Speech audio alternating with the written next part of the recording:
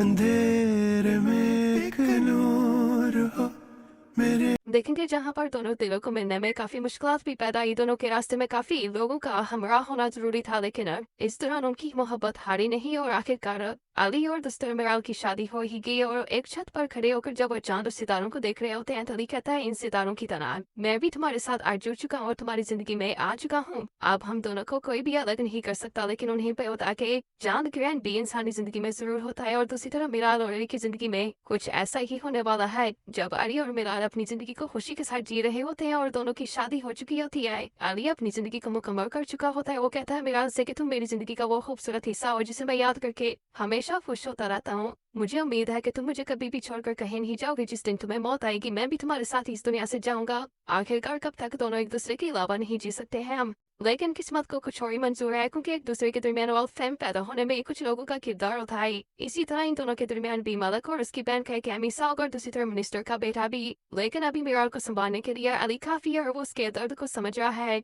मिराल समझती है कि अली से बेहतर उसे कोई हम सफर नहीं मिल सका, क्योंकि उसने जिस तरह से उसकी कामयाबी को उसकी सीढ़ी को ऊपर लेकर जाने में मदद की, इसी तरह से मिराल उसके दिल में एक अहम मकाम हासिल कर चुकी है। अब अली मिराल को अपनी बाहों में थामना चाहता है और उसे सारी जिंदगी अपने साथ रखना चाहता है, जिसकी वजह से अब दोनों के दरमियान वो रिश्ता कायम होने जा रहा है जो दोनों को मिला सकता है। लेकिन दूसरी तरफ वहाँ पर मलिक और मिनिस्टर की बेटा और मलिक की बहन भी एक अहम प्लान क्रिएट कर रहे हैं। दूसरी तरफ जहाँ पर दिखाया जाता है कि मिराल अब सिर्फ और सिर्फ अली के साथ खुश रहने को एक अपनी हकीकत समझ रही है। वो समझती है जब तक अली इसकी जिंदगी में है तब तक उसके साथ खुशियां आए, क्योंकि फौज जल्द उसकी मां भी इस दुनिया से चली जाएगी और बाद में सिर्फ पीछे अली ही बचेगा। लेकिन उसे नहीं पता है कि अली की जिंदगी में कुछ ऐसे लोग हैं जो उसकी खुशी को छीनने की कोशिश कर रहे हैं। मिराल को जरा सा भी अंदाजा नहीं है कि मिनिस्टर का बेटा और दूसरी तरफ मलक और उसकी बहन इसकी जिंदगी में वो ग्रहण लगाने की कोशिश कर रहे हैं जो अली को जीते जी मार देगा। अब वो अपनी पूरी कोशिश कर रहे हैं कि इनकी हंसी और खेलती हुई जिंदगी को किसी तरह बर्बाद करके इन दोनों को इस कदर मायूस बना दिया जाए कि जो जीते जी अपने आप को मारने पर मजबूर कर ले। इसके लिए उन्हें मिराल को जहाँ फिर अली को कत्ल करना होगा।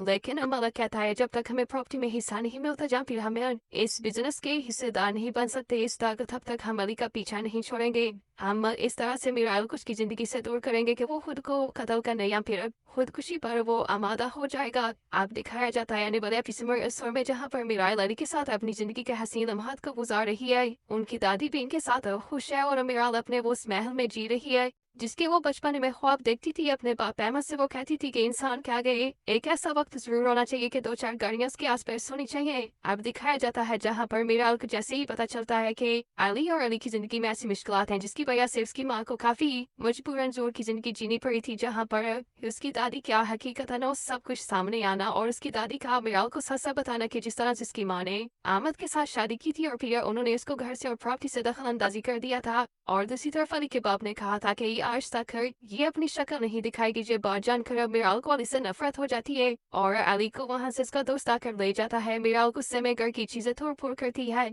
और इन दोनों का रिश्ता काफी मजबूती के साथ बना हुआ है जो एक छोटी सी मिस्टेक के बाद हल हो जाता है। पर अब अली के सर पर भूत सवार हो चुका है। वो मिनिस्टर की बेटी और मलक की बहन को मारने के लिए घर से गन उठाता और हीरो की एंट्री के साथ घर से बाहर निकलता और कहता है कि जिन लोगों ने मेरी बीवी को मुझसे दूर किया आज मैं उनको जिंदा नहीं छोड़ूंगा। दोस्तों चैनल को सब्सक्राइब, वीडियो को लाइक, कमेंट सेक्शन में जरूर बताना कि आप ये ड्रामा कहाँ से देख रहे हैं और इसके अलावा आपको कौन सा ड्रामा पसंद है।